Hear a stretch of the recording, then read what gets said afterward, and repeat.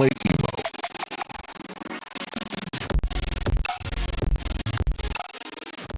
Good evening, Vancouver, and welcome back to Canucks After Dark. We're coming to you live on a nice, rainy Monday night here in Vancouver for the 6th episode of our show. It is both our last episode of the regular season, our first episode of the playoffs, and dare I say, maybe the last show of this management group. And as always, I'm joined by my co-host, who is a stud with a fresh stud, Canuck Clay emo. Parker, you're not wasting any time. I love how you're setting up basically what we're going to be talking about for a while. But yes, hi, nice to see you. I'm glad you are dried off since your golf outing earlier today. Ooh. Are you okay, man? Yeah, it was a little damp out there, but we survived, and I'm ready to go. Yeah, and your reference, just in case anyone's wondering what the heck's he talking about. Firstly, they don't think Clay Emo's a stud, although I am the founder of the GLCPC. Yeah, I did my first, Parker, I don't know how you do it. I did my first ever watch party, watch along, whatever you call it last night. That's tiring, man. By the time you set up and clean up and actually talk for 3 hours, yeah, and then I was playing my cube. Yeah, so it was focused. Fun. I'm glad I only do it once a year, and it was a fun thing. But for some reason, someone 2 weeks ago, I got on the topic of how I thought it used to be cool, maybe, and how I had an ear piercing that had since closed up, and someone had the idea, hey, why don't you wear it for the stream? And then me, I was like, okay, why don't I do that? Of course, 10 minutes before the stream starts, I'm trying to poke an earring through a hole that doesn't sound good, through that hasn't been opened in about 4 or 5 years. So needless to say, bit of blood, a bit of polysporin, and it was for the people. But back to Sans earring, and that's the way it should be, I think. A true man of the people. That's for sure. Also, of course, everyone in the YouTube chat, good to have you all here. If you're watching live, of course, you're welcome to leave comments throughout the show. We do peruse those as we go.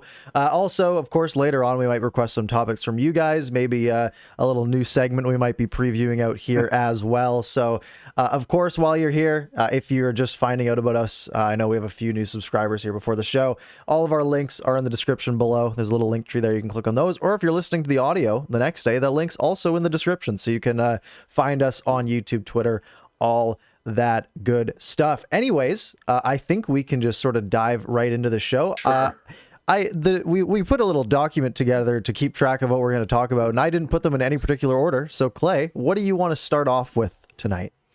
Well, let's talk about how you were feeling, Parker, as you saw the Canucks fight back from basically one 4-goal deficit last night. Pretty crazy. Yeah, well, I'll be honest. I only watched the third period, so I think I had a big part in it. To be honest, it was one of those things where I'm usually pretty level-headed about things where it's like, look, the players aren't gonna not try, right? And it's like, well, why'd you guys have to go do that? And the fact that they haven't really been good at battling back in games from more than a 1-goal deficit this year, and then they come out and do that against the Flames is just like, okay, well, great, good job getting the point, guys, I guess. But you know, it's one of those things where a year down the line, we won't care about that win, but we might care if our draft position is hurt. But at the end of the day, right, that's life. Yeah, it's the most Canuck thing ever, right? To come back from 4-goal deficit against Calgary, Tanev, Markstrom, Levo, to not win the game, to lose it, to have Edler be the one to score his 100th goal, on his own team.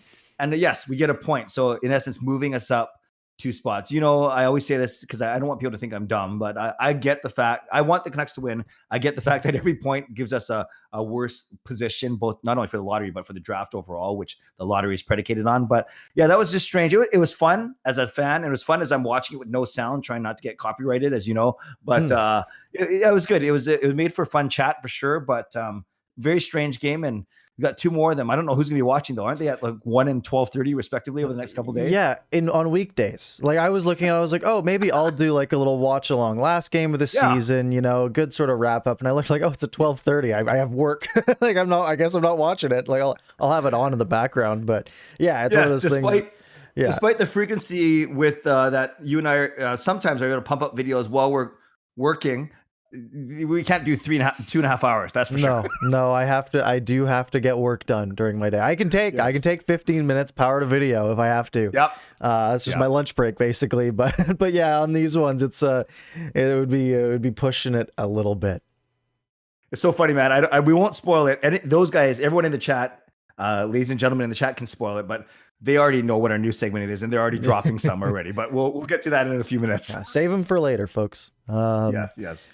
Yeah, absolutely. And while we're here, I just want a quick shout out to all you guys who dropped some Apple reviews on the Apple Podcast pages. I learned apparently that Apple Podcast reviews are separate by region.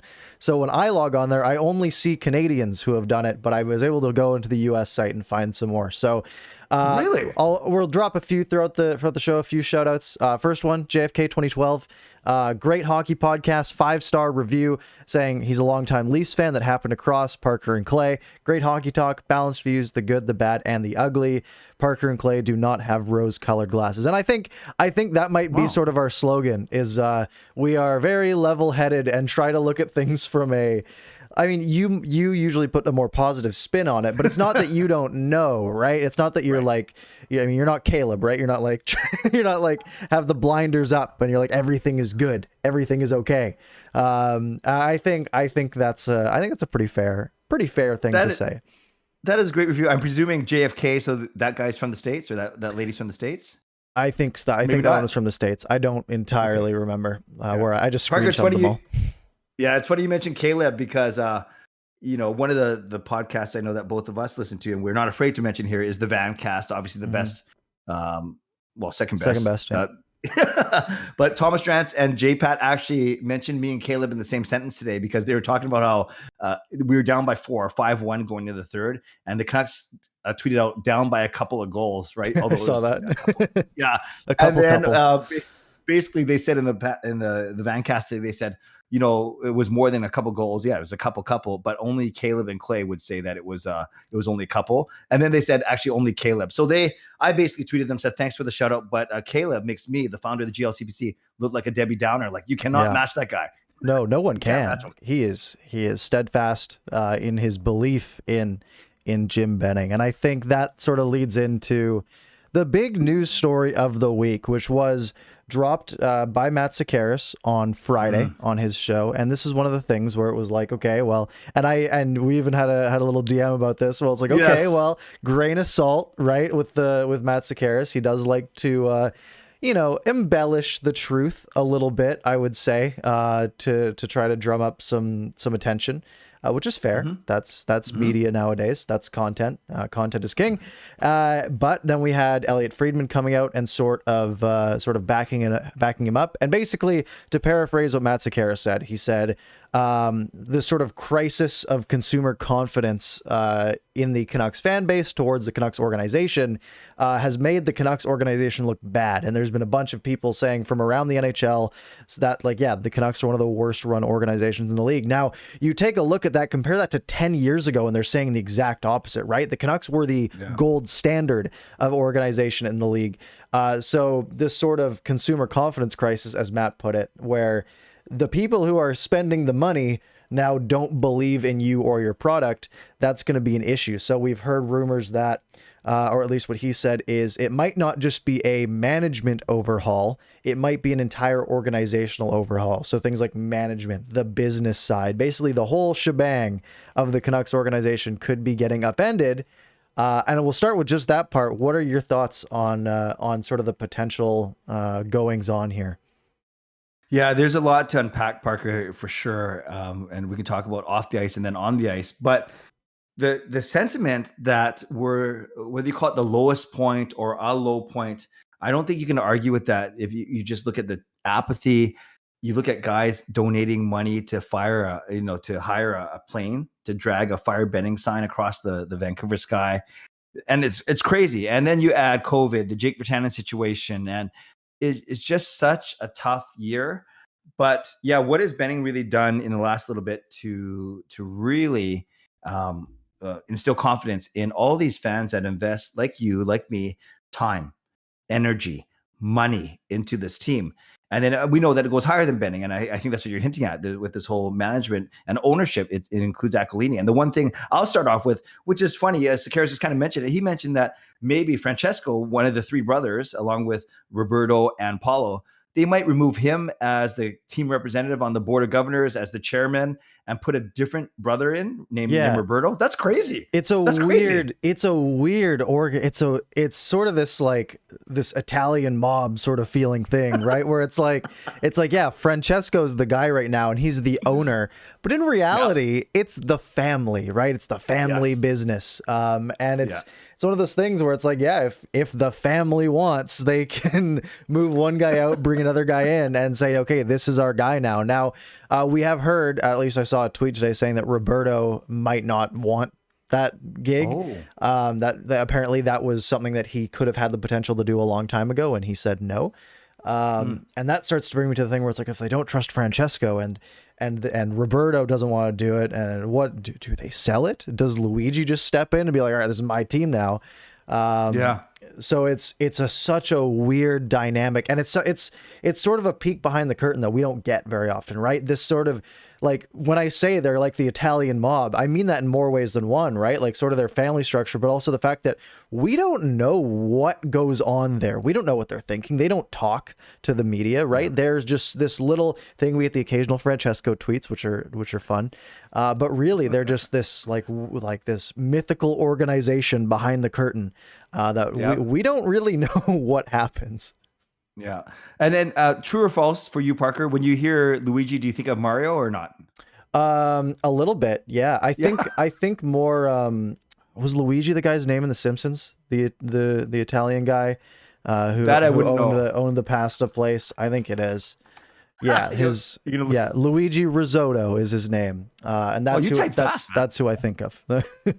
Okay, so there's that issue. Okay, this is good. I think we got to tackle these one by one. Yeah. So then there's this issue about Jeff Courtnall, Yeah. a former player and a big part of the 1994 run, and decent player, not the best ever, but certainly top six forward, part of that run. And we learned first off that he came in 2 years ago in 2019 to help do an overall assessment, and we've heard that Benning and Weisbrod maybe didn't take everything that Courtnall said, but he was brought in as an advisor, and they're potentially considering that now, not to be the new GM, not to be Linden's replacement as president, but to advise, whatever that means. And then, of course, I guess we should touch on it because it's an important part. A lot of people then search up Jeff Courtnall and they find the story from 1990 where he was one of 4 Washington Capitals players at the time that were accused of, sexually assaulting a young woman. I don't even know what happened.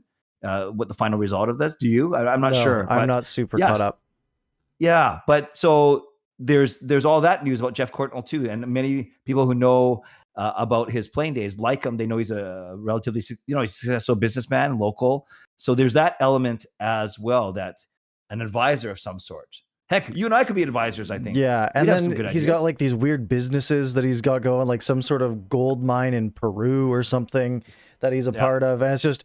Again, it's another one of these mystery men that's apparently really close with the Aquilini family. Right. And it's sort of, again, they brought him in, like you said, in 2019, and there was a bit of a power struggle between what the opinions he put forth, and it basically came over, and Benning and Weisbrod said, well, we disagree. And now maybe I think this can almost be a sign of, well, maybe the Aquilinis are looking at it and say, well, maybe, if maybe he was right. And, these things that Benning and Weisbrod were putting forth didn't work out in whatever way that would be. And now they're saying, well, if he was right then, maybe he's right about other things. And I think the biggest thing is you need a guy in the room who can say no. I don't know if Jeff Courtnall's that guy. I don't know if anyone, like who that guy is, because again, we don't know these people.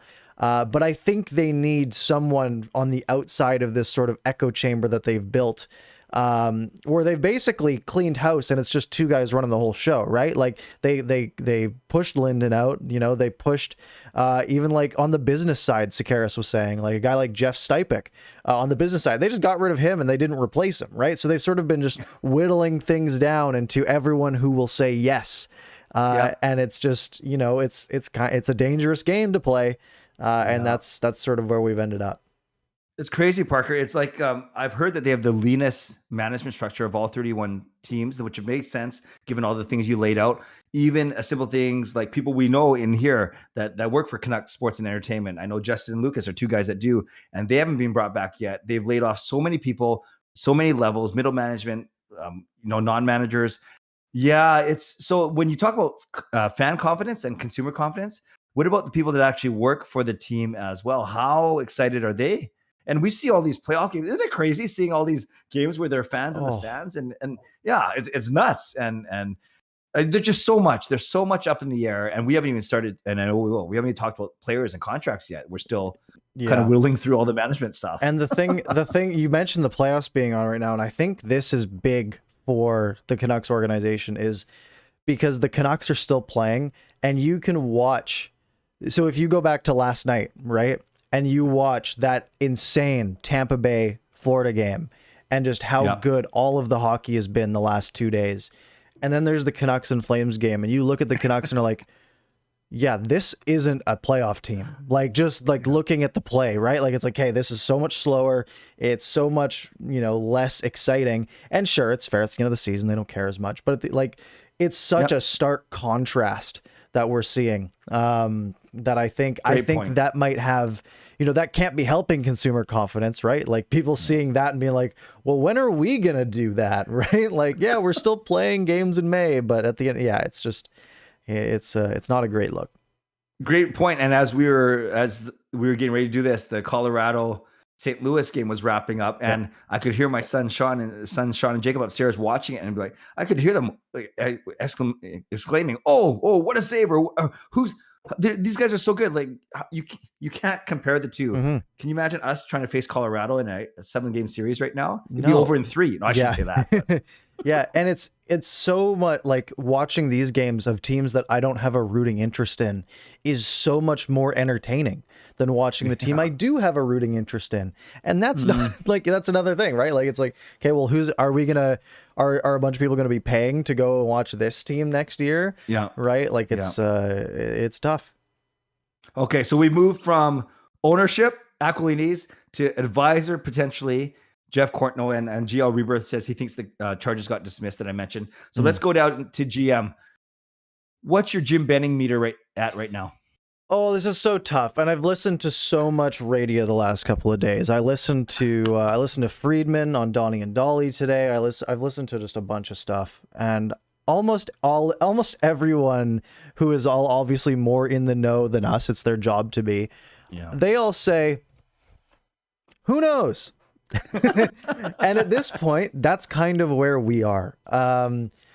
Who knows? I think here's my thoughts on, do I think they should move on from this manager group? It's well documented. I think they should. I think, obviously, being the second longest tenured GM in the NHL and having nothing to show for it is not great. But then you also have the side of, do I think that they will move on? And I think things have been trending that way. Now we look at, 2 months ago and it was like, okay, no, he's going to be back. Like that sort of whole thing came out, like where Friedman said, yep, his contract's guaranteed. They're not getting rid of him. But now if we're looking at, like we said, the consumer confidence thing, if you have to eat a few $1 million in paying 2 GMs for a couple of years to restore consumer confidence and fill the arena a few more nights, that's going to make up for it financially. And it just makes so much sense to me. And I'm just hoping that they don't just cheap out, if that makes sense, right? Because we keep seeing, from, Willie D to Travis Green, right? Just 2 rookie coaches, Jim Benning, a rookie GM. Let's get either someone, not necessarily someone who has like the experience, but someone who's got at least some cachet and has some potential and isn't just like, oh, this guy was involved in the Boston organization for a while. Let's bring him in, because that seems to be sort of the trend. You're so right, Parker. After basically being right back where we started, rebuilding, yes, I don't think fans will indeed. My Siri just went on for some reason, but it's okay. Yeah.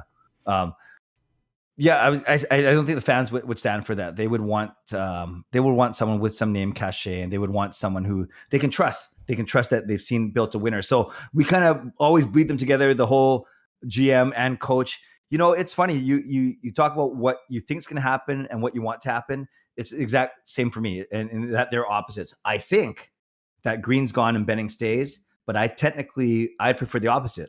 I'm okay with Travis Green, but I think there needs to be a change at the GM. And then, of course, Ian Clark, it sounds like where there's smoke, there's fire. Yeah. And right now there's no smoke, so I don't think there's any fire. Yeah, I listened to Kevin Woodley today on Halford and Bruff this morning, and he was talking about like lots of places, like the Rangers are a good example where they've made their goalie coach, because lots of places, like what it seems the Canucks are doing is like, hey, well, you got to get the GM figured out, and then the GM can figure the coach out, and then the coach can figure out his staff. Right. So if you're going to replace Benning, then it doesn't make sense to re-sign Travis Green because the new GM is going to want his guy. So if their thought process is, okay, we'll bring in a new guy after the season, then he can hire a coach and then he can hire a goalie coach, and whether that's Ian Clark or not. But what the Rangers are doing, they've had the same guy there for like 15 years, and he's survived like 4 different coaching staffs because they've sort of figured that the goalie coach doesn't really have an impact on the coaching structure, right? Like, sure, a coach might want to hire his own power play coach, his own penalty kill coach, etc. But the goalie coach is such a self-contained thing that if you've got a guy that's able to do it, or a department of guys like Florida that's able to do it, then they can almost just be this separate entity because they're only working on 2 guys, right? And your 2 goalies don't have to follow your structure, right? They just have to go out and make 30 saves a night. So it's this sort of weird, almost like antiquated view that the Canucks organization has, where they're so focused on doing everything procedurally. Like, we got to figure this guy out, then this guy out, and this guy out. And it looks like that goes a level above that. It's not figuring out the GM first. It's figuring out who's going to run the team at the ownership level first. And when there's this much dysfunction and you're thinking about rehauling everything, like we've heard Jim say he's run out of time in the past. Is like, I'm just worried that the entire organization is just going to run out of time with everything and miss out on potentially if we hire a GM later in the process and then he has to hire a coach. Well, all these coaches that are free we might miss out on some good coaches because they get hired somewhere else and things like this. And it's just sort of a snowball of just falling behind. And that's what I feel like the Canucks might do here. Exactly. That's a really good point. The longer they wait for any of these positions, of course, there are going to be less qualified candidates out there because they're good. They're going to get scooped up pretty darn quick. So let's, everyone in the chat, maybe talk about what you think is going to happen and what you want to happen with the everything from the ownership down. Ownership, advisor, GM, coach. Start chat. I know you already are, but we'd love to hear what you guys think. Hey, Parker, have you heard this thing that Friedman also said today that there's a potential that Hughes' contract may be long-term versus Pettersson's? Yeah, what'd you think of that? I think it makes sense because I think his price went down a little this year. Now, not a lot, but I think for Quinn Hughes, what I would be thinking is, I want something short-term because I'm going to prove myself next year and I'm going to be way better. But if the Canucks can lock him up after sort of its down year, now it is risky because he played worse this year, and you start to think, well, is he going to continue this sort of lower tier of play? I'm not saying he's bad. He's a really good hockey player, but he wasn't at his caliber of last season. So you make this bet of maybe you make a bet where the money is somewhere in the middle of if he was elite this year and if he's sort of on like that second tier, and you say, let's put the money somewhere in the middle. And then if you overachieve, that's good for us. If you underachieve, well, you're still making decent money. Now at that point, longer term is good because if you can lock Quinn Hughes up for, I don't know, whatever it would be, like 7 maybe for 6 years or something like that. Well, then in 4 years, when this team hopefully is doing something competitive, or at least like in the middle of a window, just that cap certainty, right? Like if you have a guy like Quinn Hughes and he's playing to his full potential, making like $7 million for a couple of years in your competitive window, that's huge. So I think if you can put something together that makes sense for both sides, then sure. But again, I'm a little concerned with the whole GM uncertainty that of what's going to happen. It fascinates me for 2 reasons when it comes to Quinn Hughes, because as soon as we heard that Pettersson switched agents to the same agency that Hughes is in, a lot of people, not everyone, but a lot of people started talking about identical contracts. And I know you and I have talked about this before. Maybe this does make sense because forwards tend to make more than D. So I always thought maybe the same length term, but not the same money. So there's always that kind of consideration. But it's this whole thing of he's part of that class with Dahlin, Heiskanen, and Makar. And I think you'd agree Makar has separated himself from they're all 4 really good players. And Hughes got his 3 assists last night. I think he remembered that he still needs a contract. But yeah, Makar's kind of separated himself, not only the team he's with, but his own play. So it'll be fascinating if those three guys are thinking bridge, but the Canucks are thinking long-term with Hughes. Does that set a market? Does that not set a market because of the whole long-term, short-term?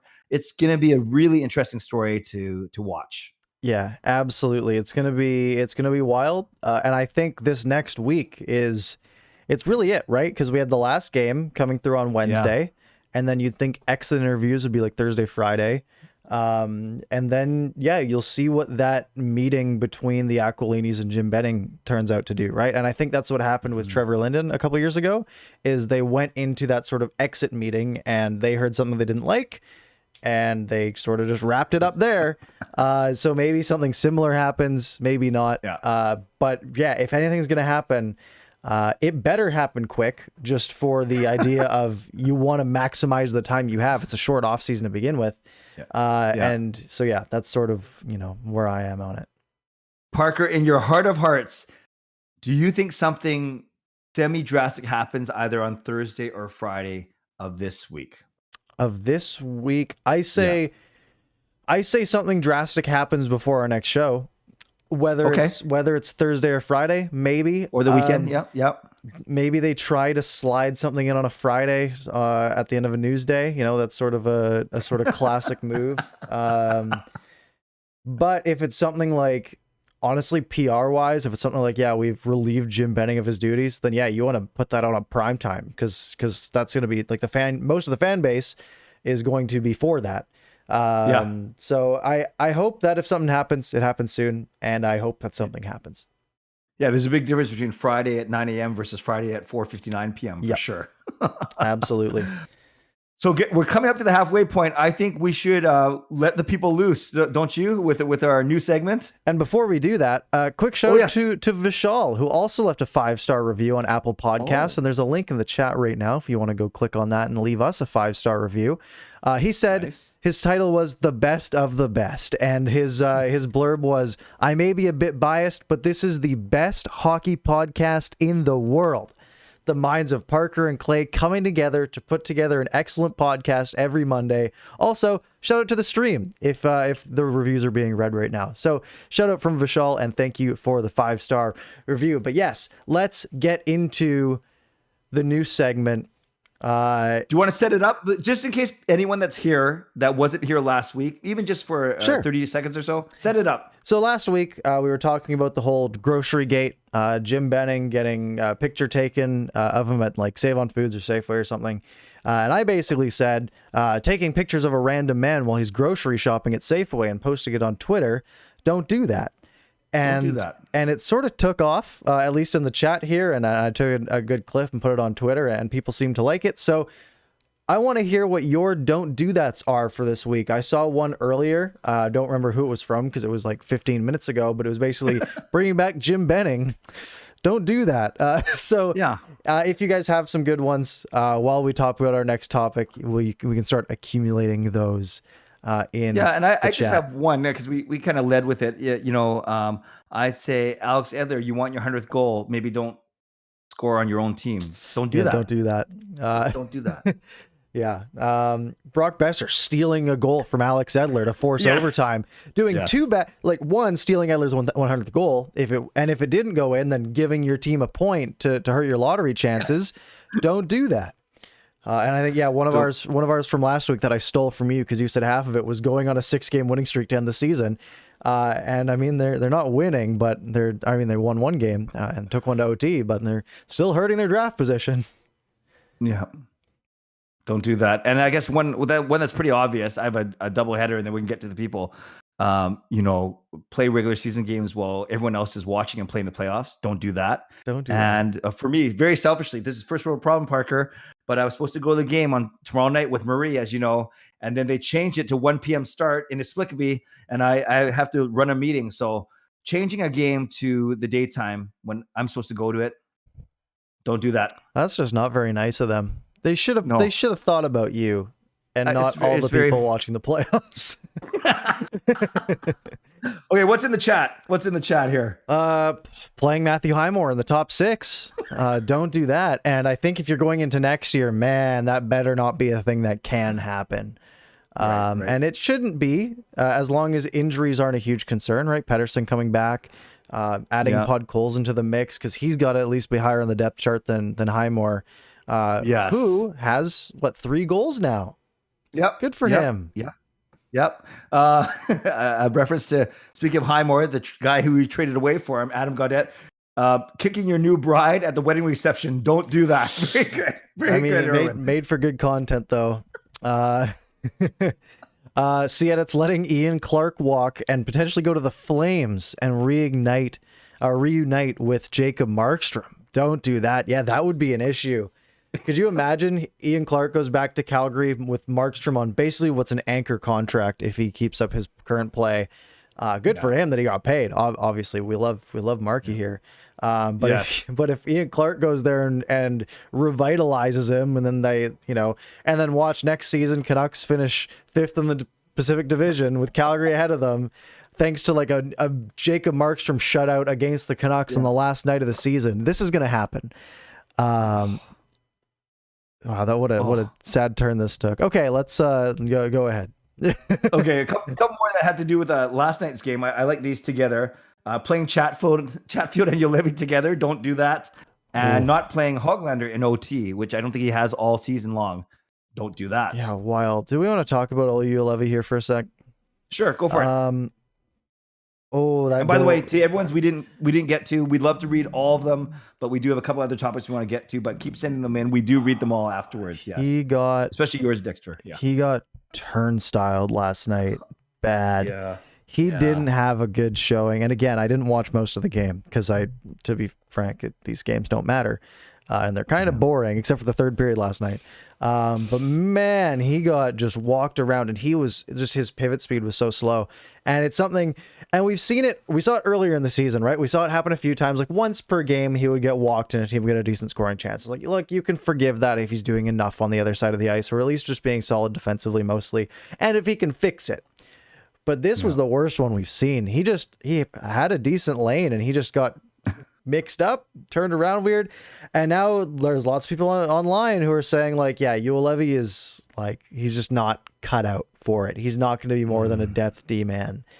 And that's at least, and this is something I keep saying in most of my videos, at least now, right? Like, at least going into this offseason, like, okay, Juolevi's not, like, we can't have him as our number 4 defenseman, right?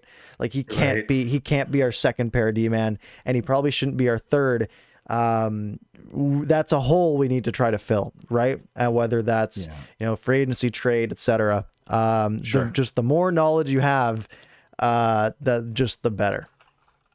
All season, he's been playing with Tyler Myers on the third pairing when Juolevi plays, and with Myers, yes, you can maybe wish that he played a little bit better, but Myers does make up for a lot of Juolevi's mistakes because of his reach. Myers is actually a good skater and just a savvy veteran. So you saw the difference, right? When Juolevi plays with a fellow rookie, so to speak, in Jalen Chatfield, it was not good. And that's really interesting, Parker, that you talk about in your videos. You talk about, top 4, top 6, second pair, third pair.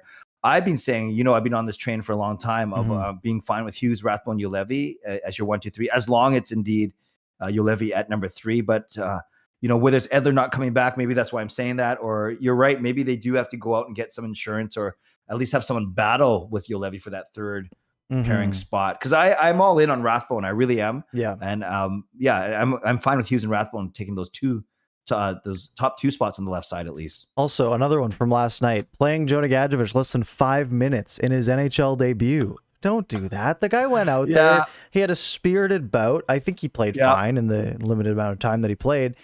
Again, like I said, you want to know what you have in him. Sure, you're trying to come back from this 5-1 game. Like, I guess don't play him. But, like, the odds of you coming back in that game were so small anyways. Gadjevich wasn't going to be a big part of it.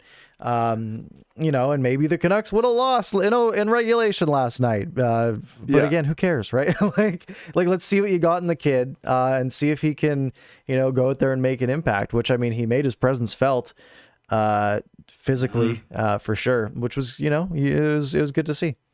Yeah. Did you get a chance to hear him after the game speak to the media? No, I didn't. Okay. So he only spoke for 3 or 4 minutes. But Parker, he was like a kid in a candy store. They referenced the fact that he only got 5 minutes despite making the impact. And he says, yeah, I understand that we're trying to come back and, that I'm not going to be the first person they call. So he, in essence, said that he was happy on the bench cheering for the team. You can almost picture him like a little kid cheering every time the Canucks scored. It's kind of endearing a little bit. No, that's one of those things where it's, and this is one thing that if Jim Benning's done anything right, his priority of character, I think has been something good.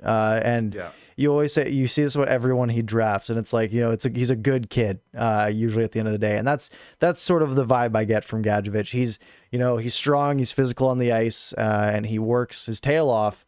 But he's living his dream, right? He just played his first NHL game. Yeah, it was only 5 minutes, but as a late second round pick, most of them don't play an NHL game, right? So the fact that he's able to go out there and he's able to actually compete for a spot on the team potentially next year, get an audition, and get some playing time in the National Hockey League, which has probably been his dream since he was like 3 years old. I'd be fired up if I had to play 5 minutes in the NHL. So at the end of the day, I love hearing that, and the fact that he's not just sitting there kind of pouting like, I wish I played more, right? That's definitely seems like a good character guy. Yeah, and it sounds like Colin got a 6 or 7 games, fine. So if Gadget's played these final 2, it sounds like maybe Will Lockwood will get into 1 or 2 as well. So all these guys at least getting a taste at the end of this mean nothing season. Absolutely.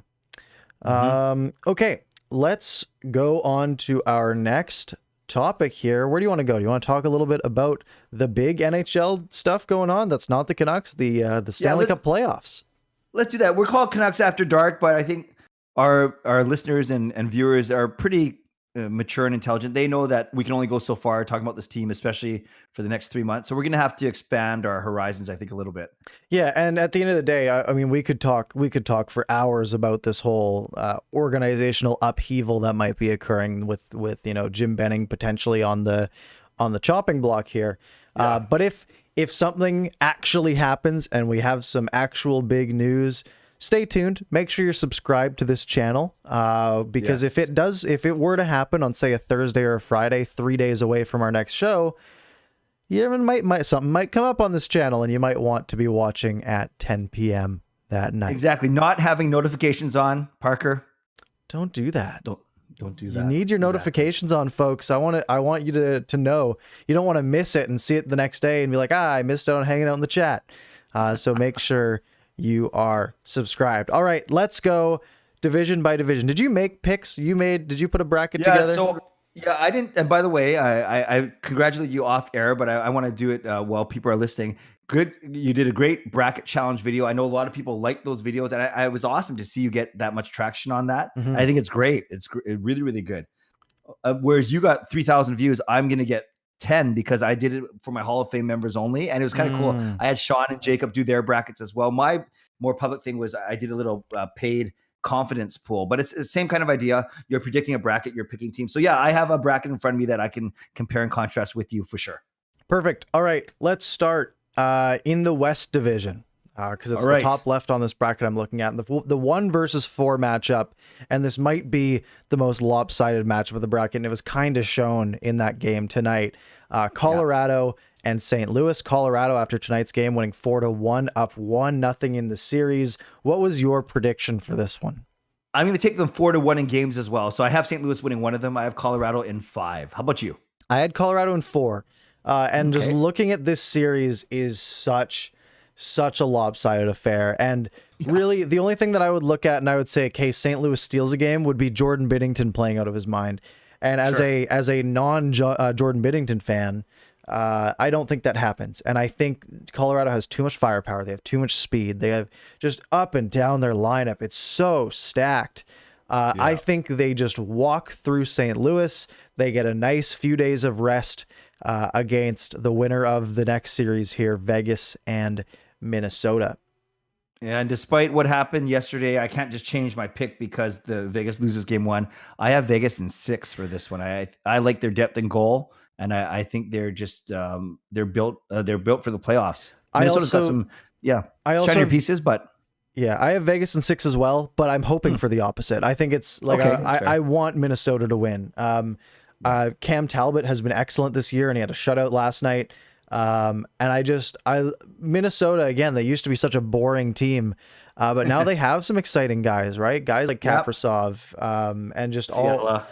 Fiala. Eriksson Ek's been really good. He had that goal last night in OT. I hope Minnesota pulls it out, but in my bracket, I picked Vegas, which would lead to both of us having a Colorado-Vegas matchup in the second round. Indeed. Who would you take there? By the way, in the chat, as you've been doing, give your predictions as we're going. So as we go series by series, we want to see yours as well. So I do have Colorado in a hard-fought 7-game series. Yeah, I took Colorado in 6 for that one. Okay. They tied in the regular season. They're both equally as good. It's going to it took the last game of the regular season to figure out who's going to win that division.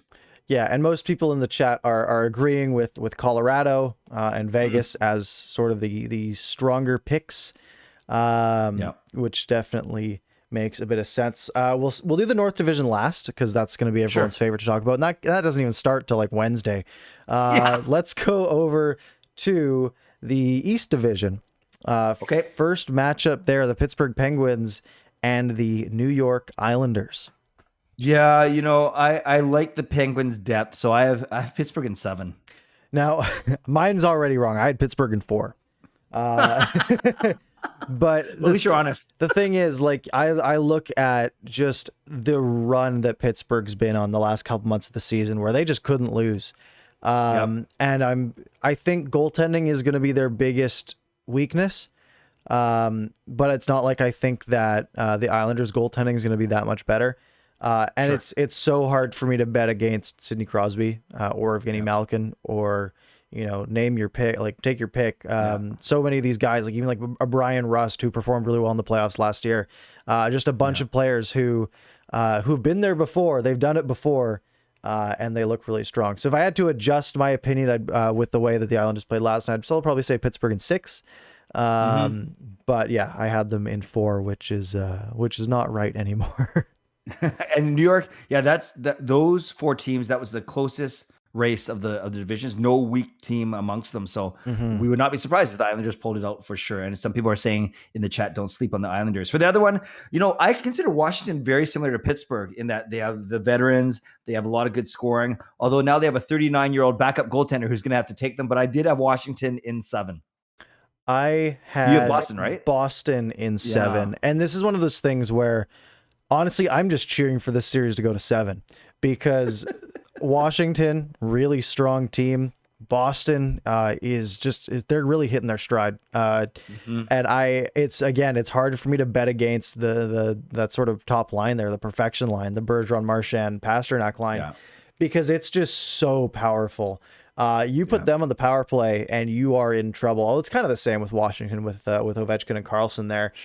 This is one of those series where obviously I'd prefer Washington to win, being not a Boston fan. But honestly, I just want 7 games of this because it's just going to be an excellent series through and through. And both games so far have gone to overtime, right? In that series already? Yeah, which is great. So that, for me, that sets up Pittsburgh, Washington. For you, it sets up Pittsburgh, Boston. So regardless, I have the Penguins still. Even though I'm not sold on their goaltending, I'm not sold on Tristan Jarry. I had him in another pool and I dropped him right away. But I have Penguins in 7 over the Capitals. I have Pittsburgh in 7 over the Bruins. And again, their goaltending is what scares me. And if they, for me at least, going up against the Bruins, Tuukka Rask can steal some games. He has a career like .921 save percentage, which is absurd. That's nuts. It's so they had this nice little tidbit on Halford and Bruff this morning. If you look at goalies in sort of the modern era who have played 400 games, Tuukka Rask is second in regular season save percentage, behind Dominic Hasek. That's unreal. Unreal, and it's weird that Boston fans just sort of seem to want to push him out. But anyways, let's. So we both have Colorado and Pittsburgh in our final 4 then. Yes, so far. Carolina, Nashville Predators. Yeah, I think Nashville's lucky to get a game, but I actually didn't pick any sweep, so I have actually Carolina in 5. Also have Carolina in 5. This is one of the ones where I think this is going to be fairly lopsided, and again, they would need a goalie to steal one, I think. Carolina, I loved them in the bubble last year, especially their performance against the Rangers. I watched them just run circles around the Rangers, like just skating circles around them, just outclassing them. in every possible way. And I was like, all right, this team's making the finals. And I said that last year, and then they got clowned by Boston. But I think that they're even better. And also I'm down for some storm surges. So let's go Carolina. They are so good. I watched some of their game tonight. They are so fast. They're so dynamic up front. Yeah. Rookie goalie though, surprising. The other one, a great series. We saw the first game, absolutely nuts. You know where I'm going this one. I despite finishing third behind the Panthers, I love Tampa Bay, so I have them in 6.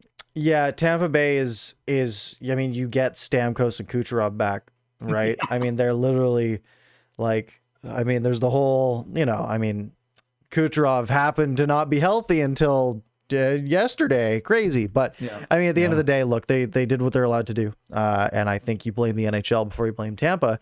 And they are just so strong. I mean, they have the best goalie in the NHL. They have some of the best firepower in the NHL. Victor Hedman had a down year, but it's still Victor Hedman going into the playoffs, right? Like I'm taking Victor Hedman. So I like Florida. I like what they've done, and I think they have a fighting chance in this series. I do think Tampa Bay probably takes it, and I have them in 6. Okay, so we both have Carolina versus Tampa. I have the upset. I have Tampa in 7. I have Carolina in 7. And this is another one I want as many 7-game series as possible. Let's make these playoffs fun.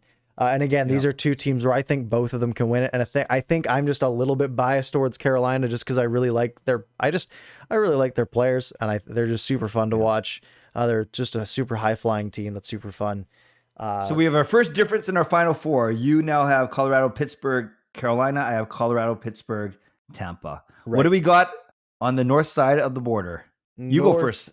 The north side, we start out with Toronto and Montreal. This is going to be fun. And for everyone's sake, I mean, most of us, we hope Montreal takes this one just for the chaos, right? Barring whether you like Toronto or dislike Toronto, you have to admit the chaos that would ensue if Montreal came out and beat the Maple Leafs in this series and they still couldn't get it around 1 would just be so entertaining. Now, if Tyler Toffoli goes out and scores like 12 goals in this series to carry the team, then Jim Benning can say he planned this all along and it was all to sabotage Toronto. I think Toronto wins this in 5. And I think the only shot Montreal has is Carey Price playing out of his mind. Toronto, you have Jack Campbell, who's going to be the game 1 starter, which makes a ton of sense. He was excellent this year. But it's still Jack Campbell, and if he falters, you have a Freddie Anderson who has looked not good lately behind him. And so I think, although, Carey Price is getting up there in age and he hasn't been excellent in a while either, but I think, going into a playoff series, if I'm picking between Jack Campbell or Carey Price, even with how Jack Campbell's played this year, I think I'm leaning towards taking a guy like Carey Price. But you still end up picking Toronto in 5. It was funny. I'm just looking at the chat. YouTube legend Hot Take Hockey is in here. He didn't speak up, of course, until you talked about Toronto, Montreal. He was worried that you were going Montreal, but he put a sad face. But yes, I think he's very happy that you said Toronto 5, and he'll be doubly as happy because I also have the Maple Leafs in 5, just too deep. That top 6 is crazy with Hyman coming back. I think Jack Campbell can catch lightning in the bottle, and their D. I do like them. Some players on their D. So yes, I also have Toronto in 5, and for the other one. This is the only one where I'm probably picking with my heart instead of my head. I have the Winnipeg Jets in 6. I really do. I know how good McDavid is. I know how good Draisaitl is. If there's one goalie who may be able to shut them down, it's Hellebuyck. I know Edmonton went 7-2-1 against them in the regular. I know all this stuff. I know even Winnipeg's defense isn't that good, but I do like Winnipeg's top 6, comparable in my eyes to Toronto's top 6. And yes, maybe I'm voting with my heart here. But I have Winnipeg in 6. Winnipeg is they have no shot, in my opinion. Of course they have a shot. Lots of people actually is taking the Jets in this series in the chat. But man, the Jets, I mean, again, Connor Hellebuyck is the Winnipeg Jets at this point. If the Jets are going to do anything, Connor Hellebuyck is going to have to be a bubble Thatcher Demko for Winnipeg this year. He is going to need to play out of his mind because, if McDavid gets 20 points in this series, I wouldn't be surprised, right? If we're looking at a series that goes 6 games and McDavid has 18 points or something, good luck, right? What are they going to do? So I think Edmonton is just a stronger team. I think Mike Smith has been pretty good. He's been to the playoffs before. He's got that experience. Koskinen looked awful against the Canucks the other day, so very bad goalie. They are going to need Mike Smith to play well, and I think that could be their weak link. Is if Mike Smith falters, they don't have a guy to fall back on, I would take Connor Hellebuck over Mike Smith any day of the week, but I would also take Connor McDavid and Leon Draisaitl over Blake Wheeler and Mark Scheifele. Sure. So what do you have? Edmonton and what? Edmonton, Toronto.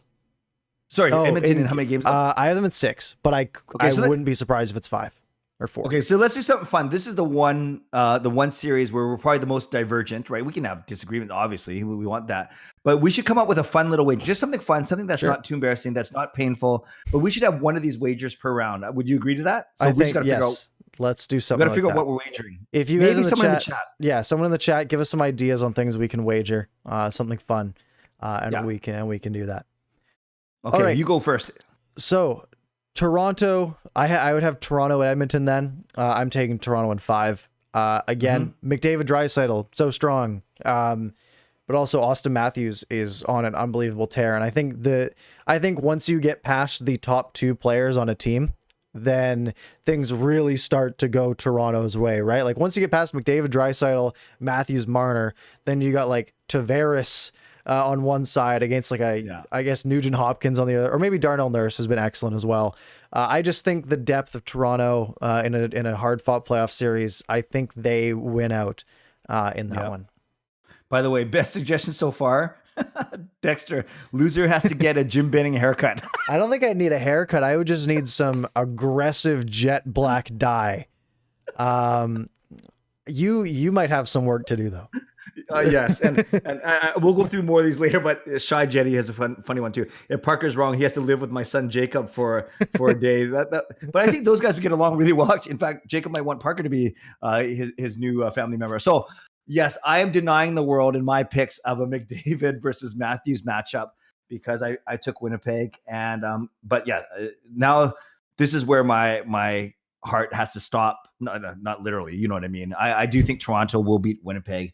Because if you even say that Winnipeg's top 6 is close to Toronto's, Toronto's close. Way better on the back end. Yeah. And goaltending, I don't think there's that much of a discrepancy. So I go Toronto in 6. Cool. So now we know I guess our first 2 rounds of the playoffs. Of course, as we keep going on Mondays, we'll sort of keep track of where we're at on our picks. Yeah. And as new series starts, of course, we'll make new predictions as we go. And while we're here, another Apple review to read out, another Apple Podcast review. Shout out to Ethan B. Duncan, who left a 5-star review. Said, must listen if you're a Canucks fan. Parker and Clay are great guys and do an awesome job unpacking the past week in Canucks news and games. They share the love and passion for the team that we all have. And if you want to leave a review like Ethan has, or Vishal, or JFK did, not that JFK, but the one that left the review, you can go to the link that I just put in the chat, or if you're listening on Apple Podcasts or Spotify, just go to the Apple Podcasts app or on the website and just leave a nice 5-star review. We'll read it out during the next show. Yeah, we appreciate those reviews, good and bad. We just want to hear from you. But what's interesting is we've joked around about Canada. We've kind of made our way into the Apple Podcast rankings, which is cool. We peaked really high in New Zealand in our first week, but we've also entered into the Sweden and US charts, which is pretty cool. So now we're present at least in 4 countries. Yes, we're taking over the game out here as well as we can. Yes. All right. Well, I can't believe we're 53 minutes in. This went by really quickly, actually. I guess we should get to the people for a few minutes. Sure. Yeah. Let's see what we've got. Justin saying he thought he left a review this afternoon. They have to get approved by Apple, I think. So they take like some of the ones I read today are from like 2 weeks ago that just came through in the last couple of days. So if it might take a little bit for us to get to yours, but we promise we will once it comes through. Great question from C Edits. We'll get to it in a second. I've seen stuff like loser has to eat 10 cheeseburgers. Loser has to buy a reverse retro and walk to Rogers Arena with it. Loser has to go clean the other guy's house. So some good suggestions. We will see. C Edits. We'll throw it to you first, Parker. Thoughts on the Sam Bennett suspension for basically skating halfway across the ice and nailing Blake Coleman in the boards? I'm surprised it was 2 minutes called on the ice for one. That's what really surprised me. He should have been gone the second that happened. In a vacuum, it's fine. I think, I mean, did it warrant a suspension? Absolutely. And we've heard that, I mean, sort of the ratio is 1 playoff game equals 4 regular season games or whatever it is. Yeah, it's about 4 regular season games. That makes sense to me. A playoff game suspension, I don't have a problem with it. I know lots of people were mad about it because of the whole Tom Wilson thing a couple weeks ago. You know, at the end of the day, that happened a while ago. Who cares anymore? Yeah. I mean, did Sam Bennett deserve suspension? Absolutely. Interesting, that ratio. I didn't know that. I knew there was an unsaid ratio. I didn't know it was 1 to 4, but that makes a lot of sense. Yes, nothing much to add to what you said. Definitely deserving of a suspension. And if 1 game equals 4, then that makes a lot of sense. Yeah. Do you I think so. that? Oh, sorry. Thoughts on the Tom Wilson situation. So what does that mean? Did I miss something? What?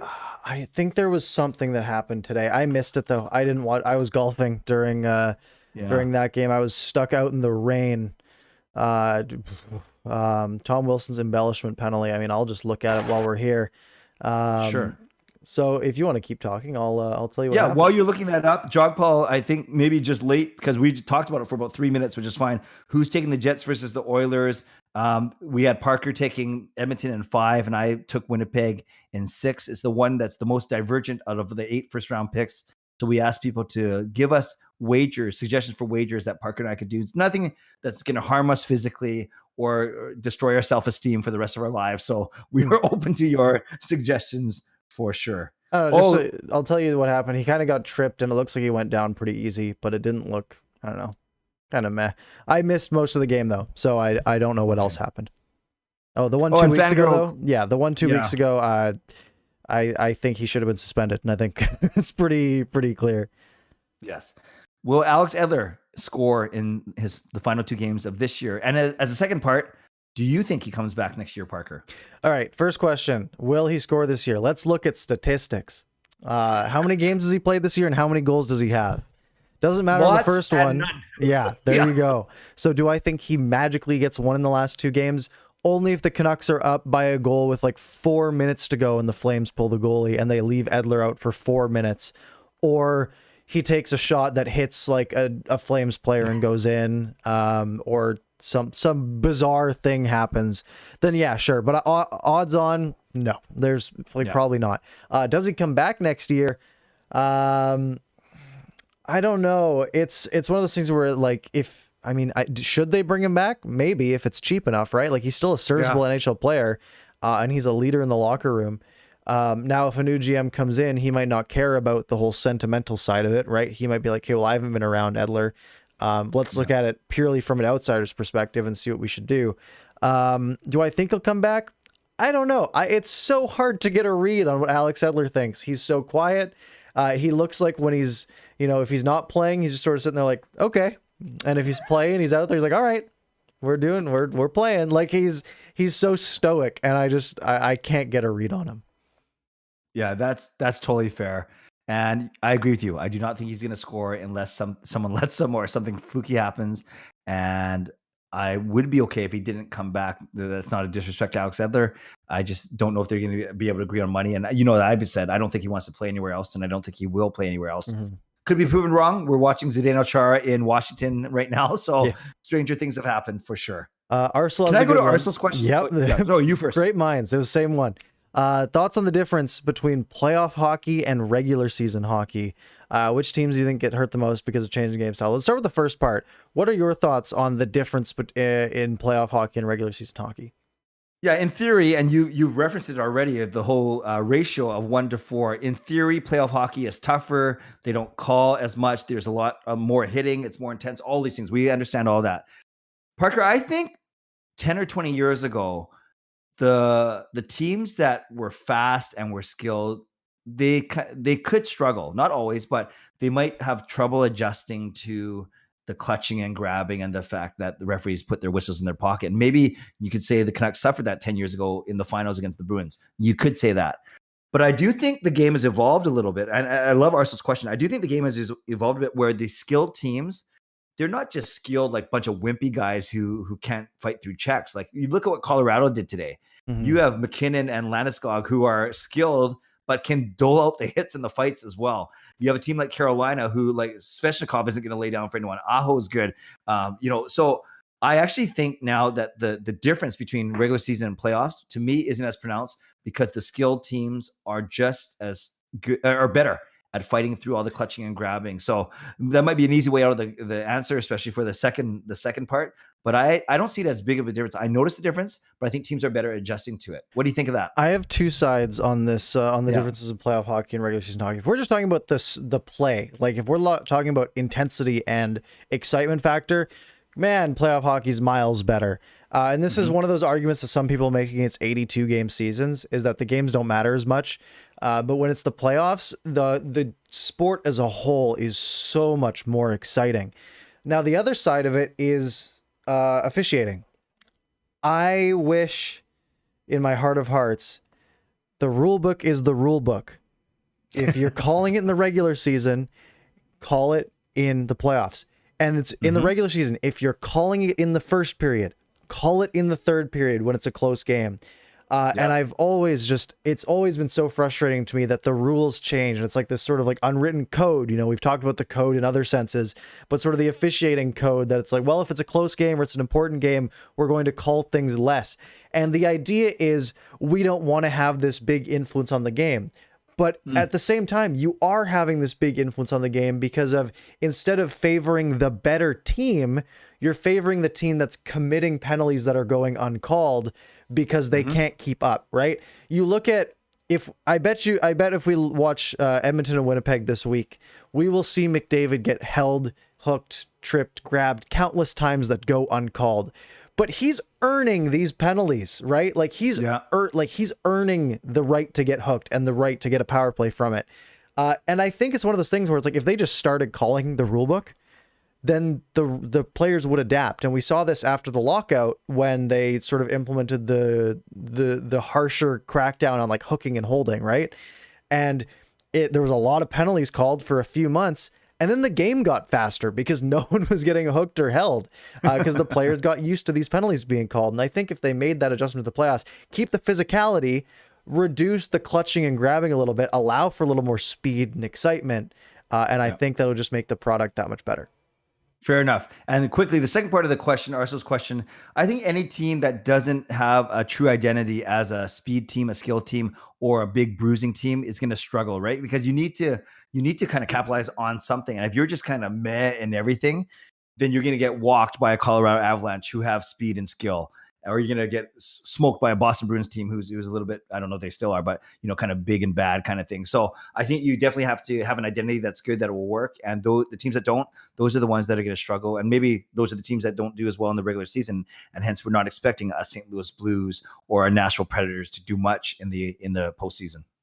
Yeah, I think that's fair. I think usually the better teams prevail. And that's usually how it goes. And it's the hardest trophy to win in sports, right? You got to win 16 hard fought games, in some cases on back-to-back nights again this year, go on in a super physical sport. But we are a little bit past our time. It's 11:03. Wow. Anything else you wanted to touch on here before we wrap up? Yeah, well, I think we'll do a true postmortem of the season next week, which will be our Victoria Day show, I guess, next Monday night, when the Canucks season will actually be finished. It's still strange to see them playing while everyone else is either not playing or doing the playoffs. But I'm just really fascinated, Parker, as I always am. But this season, this week, it just feels like something will happen, whether it's major or whether it's minor, but something has got to give. You can't not... Yeah, everything we talked about, you can't let things go too long because you're going to miss out on some good people. So whether that's a new chairman, whether that's a new GM, whether that's a new coach or contract movements, whatever it may be, I'm expecting to see some sort of news by the weekend, as you said, and then we'll have something to talk about on Monday night for sure. I think that's fair. And you did mention Victoria Day, long weekend for our next show. I will have a birthday by then, so this will be our last show of you being double my age. Wow. And those of you that if anyone who knows math, this is the only year where I will be double Parker's age. So that means that if I'm 46, you must be turning 24, and you're turning 24 on the 23rd. On Sunday. Yeah, so that'll be fun. And yeah, hopefully we get some, if there's some big news that shakes loose this week, make sure you're subscribed to this channel. Make sure you're subscribed to both of our channels as well. Yes. We, of course, have videos almost every day covering whatever news is going on with this team. And before we wrap up, one last Apple Podcast review for you guys, a 5-star rating from Jay Gould 13. Yes. The title of Mantastic and Intense, which I don't know what that means, but great podcast, guys. Top notch, a great duo, and superb. Signed Josh Gould, original Clay hype man from Ellensburg, Washington. Yeah, Parker, Josh is great. He actually, I got to know him when I was doing the C4 podcast, the Canucks hockey blog. And yes, he is my original hype man, although I never met him, but I can't wait to. But that's an awesome review as well. By the way, we're going to turn next week's Victoria Day show not only a Canucks postmortem, but it'll be a celebrating Parker's life show. Let's do that. Nice little birthday episode for me. I'll go. make sure I got some cake going. Anyways, that's it. That's all. Thank you guys for hanging out with us on this lovely Monday night. Of course, we'll be back next Monday, and maybe once before that, if something big shakes down later on in the week, we will see. So make sure you're subscribed, hit that bell for good measure. Have a good night, and we will, I guess we'll see you all next week.